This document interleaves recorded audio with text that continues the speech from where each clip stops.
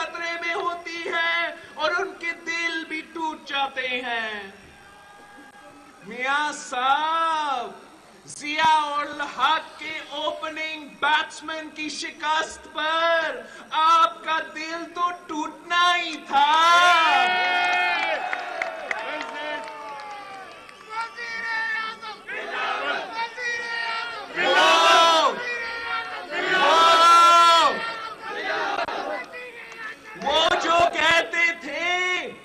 وہ جو کہتے تھے کہ روک سکو تو روک لو، دیکھو ہم نے روک لیا۔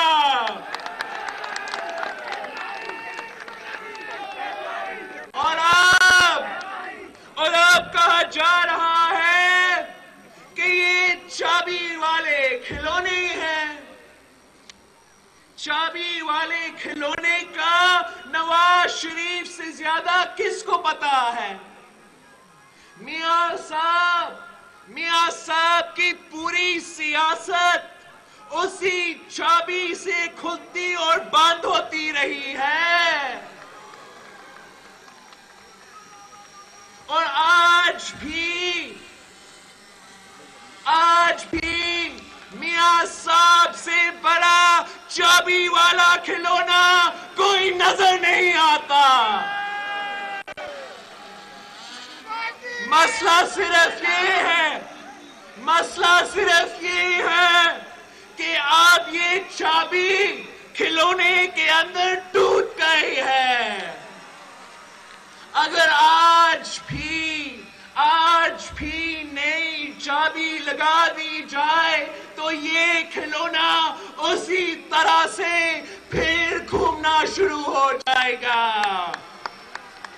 جس طرح ضیاء الحق کی چابی سے گھومتا تھا۔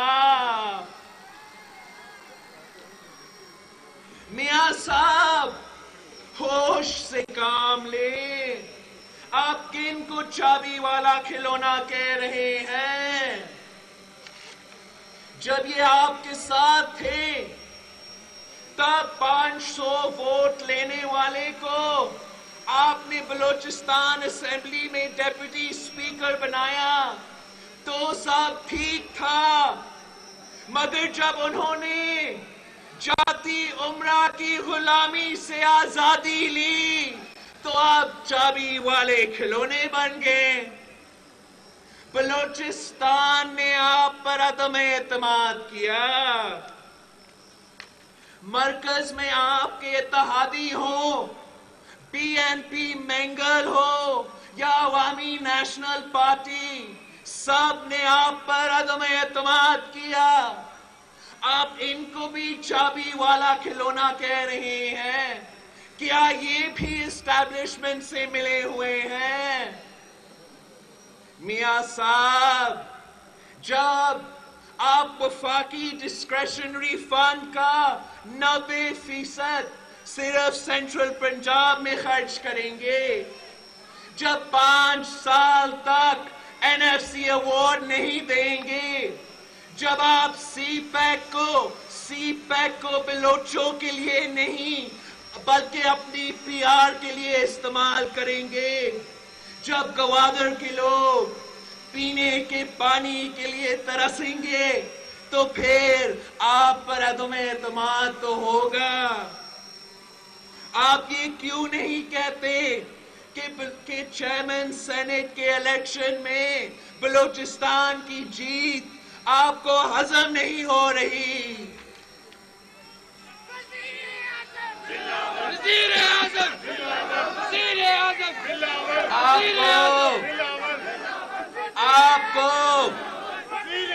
آپ رضا ربانی کو اپنی لڑائی کے لیے ڈھال بنانا چاہتے تھے۔ ہمیں پتا ہے کہ آپ نے ایک بار پھر منافقت کی۔ آپ نے ہمارے سینیٹر کا نام لے کر، کیونکہ آپ کے پاس ووٹ نہیں تھے، اپنے ووٹ نہیں تھے، آپ پاکستان پیپلز پارٹی کے پیچھے چھپنا چاہتے تھے۔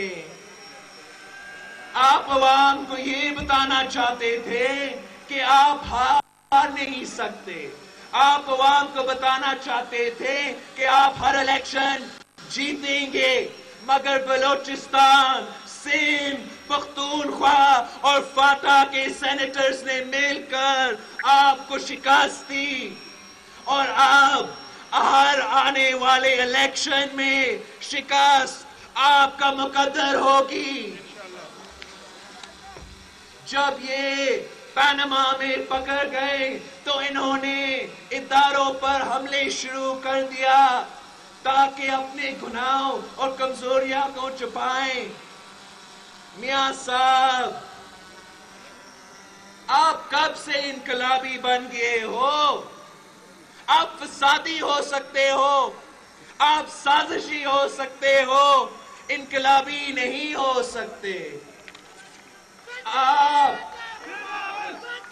آپ کے تمام نعرے کھوکھلے، موقع پرستانہ، ذاتی خاندانی مفاد اور تخت جاتی عمرہ کے تحفظ کے لیے ہے. آپ خاندانی مفاد کو عوامی مفاد کے طور پر پیش کرنے کا ایک گندا کھیل کھیل رہے ہیں، اور اس کھیل سے عوام کو بے وقوف بنانے کی کوشش کر رہے ہیں. میاں صاحب، میں پوچھتا ہوں، آپ بتائیں آپ یہاں پہنچے کیسے جہاں سے آپ کو نکالا گیا؟ آپ بتائیں کہ آپ کی سیاسی اور روحانی استاد کی غیر جمہوری حکومت میں ووٹ کے تقدس کو کیا ہوا تھا؟ آپ بتائیں کہ ضیاء الحق کی چھتری تلے کیوں آپ کو ووٹ کا تقدس یاد نہیں آیا؟ جنیجو حکومت کے خلاف سازش کرتے ہوئے کیوں آپ کو ووٹ کا تقدس یاد نہیں آیا؟ آپ بتائیں کہ آئی جے آئی کی چھتری میں ووٹ کا تقدس کہاں تھا؟ آئی ایس آئی اور اسامہ بن لادن سے ڈالرز لیتے ہوئے ووٹ کا تقدس یاد نہیں آیا تھا؟ شہید محترمہ بینظیر بھٹو کے خلاف چھانگا مانگا آپریشن کے وقت کیوں آپ کو ووٹ کا تقدس یاد نہیں آیا؟ صدر زرداری کے خلاف کالا کوٹ پہن کر عدالت جاتے ہوئے کیوں آپ کو ووٹ کا تقدس یاد نہیں آیا؟ وزیر اعظم گیلانی کی ڈسکوالیفیکیشن پر کیوں آپ کو ووٹ کا تقدس یاد نہیں آیا؟ افتخار چودھری کے کھنڈوں پر سوار ہو کر آرو سے مل کر دہشت گردوں سے مل کر الیکشن میں دھاندلی کی، تب آپ کو ووٹ کا تقدس یاد نہیں آیا؟ پچھلے 5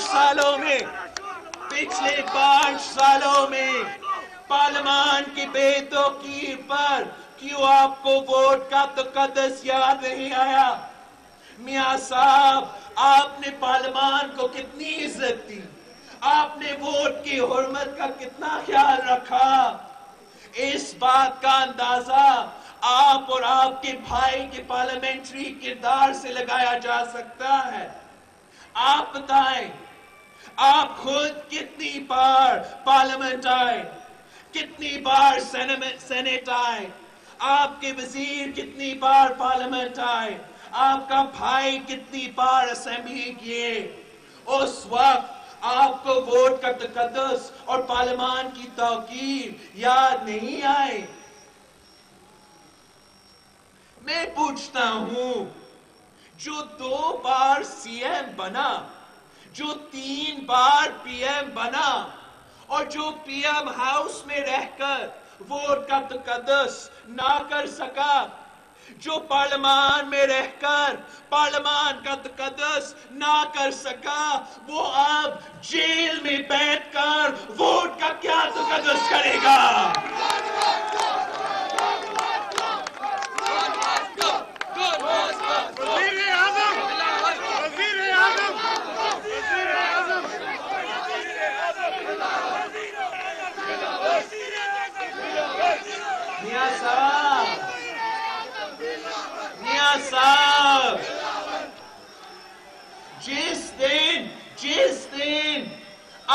ایک جلسے میں ووٹ کو عزت دو کے نعرے مار رہے تھے، اسی دن، اسی وقت، اسی لمحے آپ کا اسپیکر ووٹ کی بے حرمتی پر، آپ کے وزیروں اور ایم این ایز کی عدم موجودگی پر ایوان سے احتجاجاً واک آؤٹ کر رہا تھا۔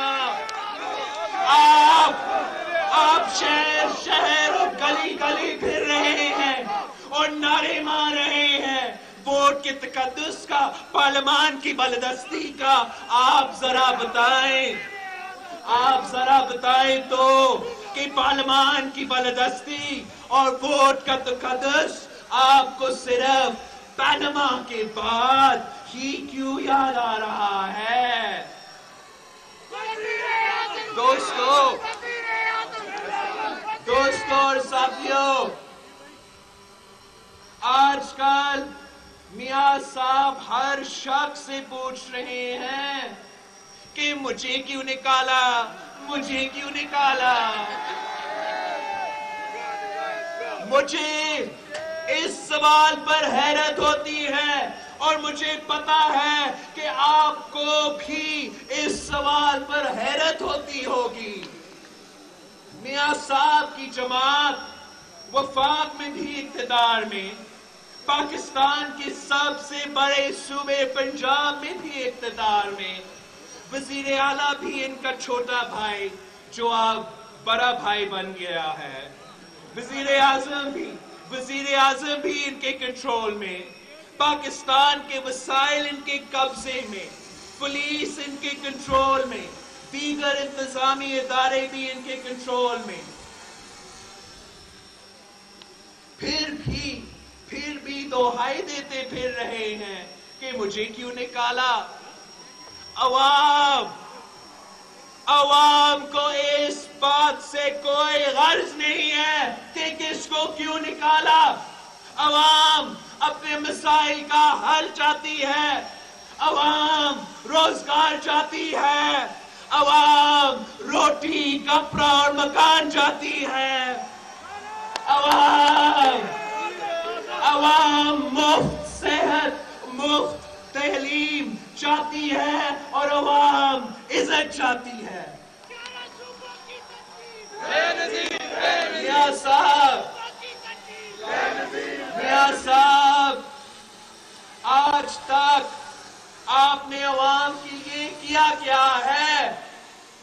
آپ نے زراعت کو تباہ کیا، آپ نے ٹیکسٹائل سیکٹر کو تباہ کیا، آپ نے مینوفیکچرنگ انڈسٹری کو تباہ کیا۔ یہ روزگار پیدا کرنے والے سب سے بڑے شعبے ہیں جنہیں آپ نے چن چن کر برباد کر دیا۔ آپ نے پی آئی اے اور سٹیل مل جیسے بڑے قومی ادارے کو پرائیویٹائز کرنے کا منصوبہ شروع کیا ہوا ہے، اور ظلم تو دیکھیں کہ مشیر خزانہ نے اعلان کیا ہے کہ جو پی آئی اے خریدے گا اسے سٹیل ملز مفت دی جائے گی۔ یہ ایسا ہی ہے کہ buy one get one free, یعنی کہ ایک خریدو تو دوسرا مفت۔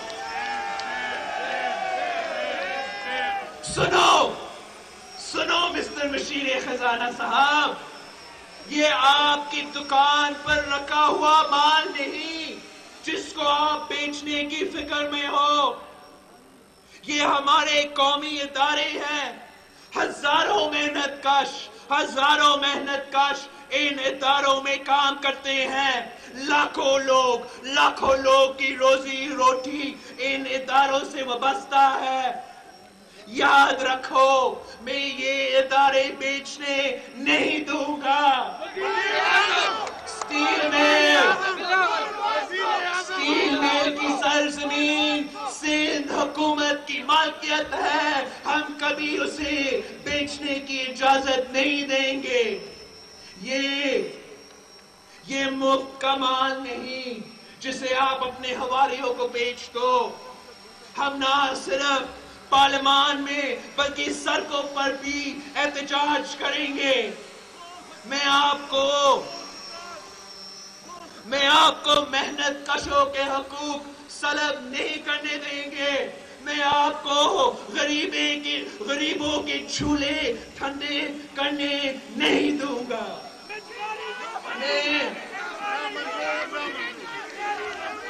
میں ایسے الفاظ استعمال نہیں کرتا مگر اب کر رہا ہوں. شرم کرو، حیا کرو. حالات جیسے بھی ہو کوئی اپنی ماں کا زیور نہیں بیچتا.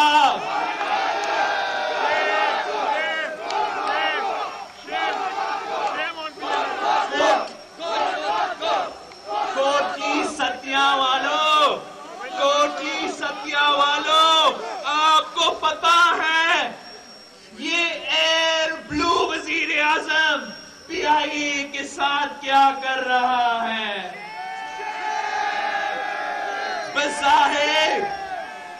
بظاہر سادہ نظر آنے والا یہ وزیر اعظم بھی اتفاق فاؤنڈری کا تربیت یافتہ نکلا. پی آئی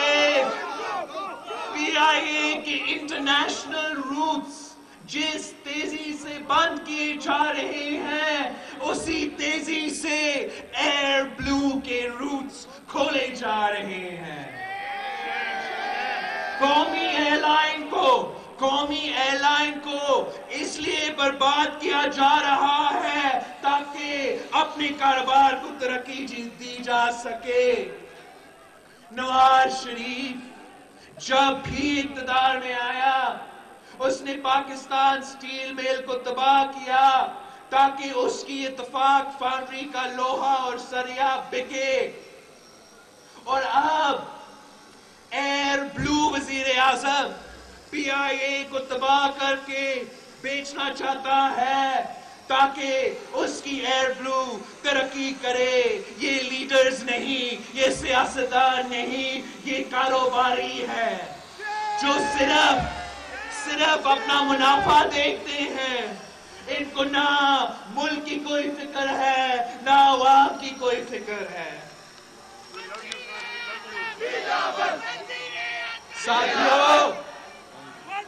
ساتھیوں، شہباز شریف نے پچھلے 5 سال میں صرف ایک نامکمل ہاسپٹل کا افتتاح کیا اور خیبر پختونخوا میں اس وقت میں ایک نیا کالج یا یونیورسٹی نہیں بنائی گئی. ایک نیا سرکاری ہاسپٹل نہیں بنایا گیا. جبکہ میں نے پچھلے 8 مہینوں میں سندھ میں عالمی معیار کے 5 بڑے ہاسپٹلز کا افتتاح کیا جہاں بالکل مفت علاج ہوتا ہے.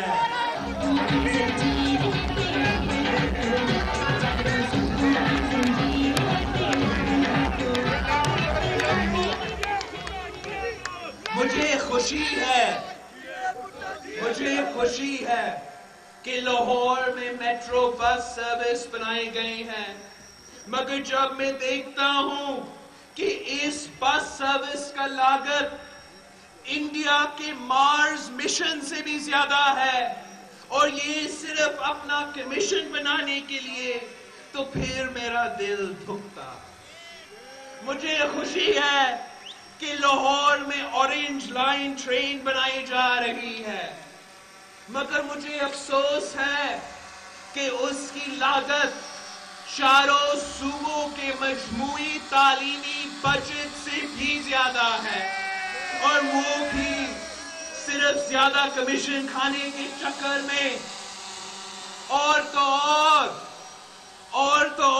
ملتان میٹرو بس بھی ایک انٹرنیشنل کرپشن سکینڈل ہے جس کے بارے میں ملتان والے بھی پریشان ہیں کہ یہ کیسی میٹرو ہے جو سواریوں کے بغیر ادھر سے ادھر بھاگ رہی ہے؟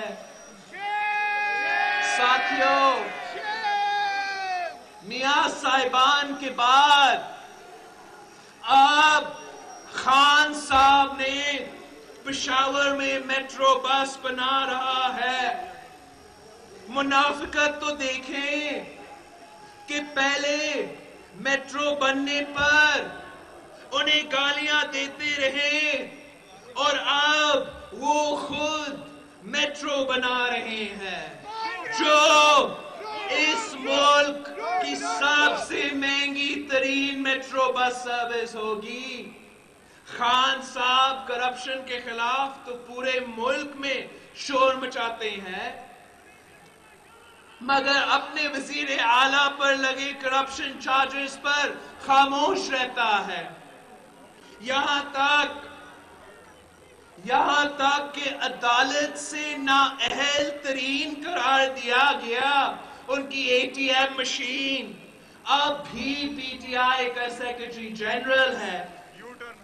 خان صاحب موروثی سیاست کے خلاف شور مچاتے رہتے ہیں، مگر لودرا میں نااہل ترین کے سیاسی وارث کو ٹکٹ دے کر موروثی سیاست پر بھی یو ٹرن کر لیا۔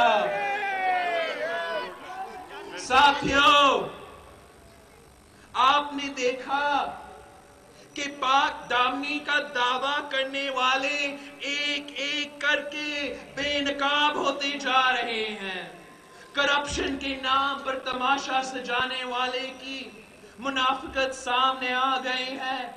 خیبر پختونخوا کے سرکاری وسائل ہیلی کاپٹر کی دھوئیں میں اڑ رہے ہیں۔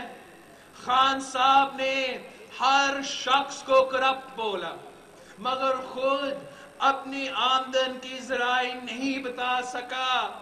انہوں نے پہلی بار اچھے طالبان اور برے طالبان کی طرح گڈ کرپٹ اور بیڈ کرپٹ متعارف کروایا ہے۔ جو ان کی چھتری میں چلے گئے وہ پاک باز ہو گئے، جو ان سے دور رہے ان پر الزامات کی بوچھار ہوتی رہی۔ ہم نے کہا تھا کہ سیاسی بیان بازی میں گالم گلوچ سے پرہیز کرے۔ ہم نے کہا تھا اصولوں کی سیاست سے پہلے سیاست کے اصول سیکھے۔ اس وقت آپ نے نہیں مانا، آج آپ نے دیکھ لیا جو زبان آپ دوسروں کے خلاف استعمال کرتے تھے اب خود اس کی لپیٹ میں آ گئے ہیں۔ لوگ آپ سے پوچھ رہے ہیں آپ کا نیا خیبر پختونخوا کہاں ہے؟ کہا گیا آپ کا صحت اور تعلیم کا انصاف؟ کہاں ہے آپ کا 90 دن میں کرپشن سے پاک صوبہ؟ کہاں گیا آپ کا احتساب کمیشن؟ کہاں ہے وہ دودھ اور شہد کے نعرے؟ کہاں تھی آپ کی غیر سیاسی پولیس جس کی سرپرستی میں مشال خان کو بے دردی سے قتل کیا گیا؟ کہاں گئے آپ کے 1 ارب درخت؟ آپ نے تو سی ایم ہاؤس کو لائبریری میں تبدیل کرنا تھا، مگر آپ نے وہاں سوئمنگ پول بنا دیا۔ کہاں گئے آپ کے وعدے؟ کہاں گئے آپ کے نعرے؟ پچھلے 5 سالوں سے آپ کی تقریر سنتے سنتے عوام کے کان پک گئے ہیں، لیکن آپ نے اس سارے عمل میں کچھ دیا تو صرف گالی دی، کچھ لیا تو صرف یو ٹرن لیا۔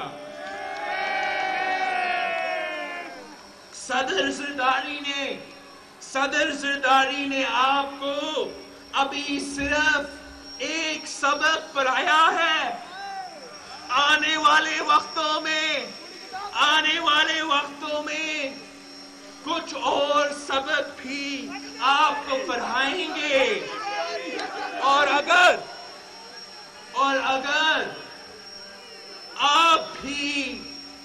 آپ نہ سیکھے تو ایک ایسا یو ٹرن آئے گا جس سے آپ سیاست چھوڑ کر واپس کرکٹ کی طرف چلے جائیں گے اور وہاں بال ٹیمپرنگ کا شوق پورا کریں گے۔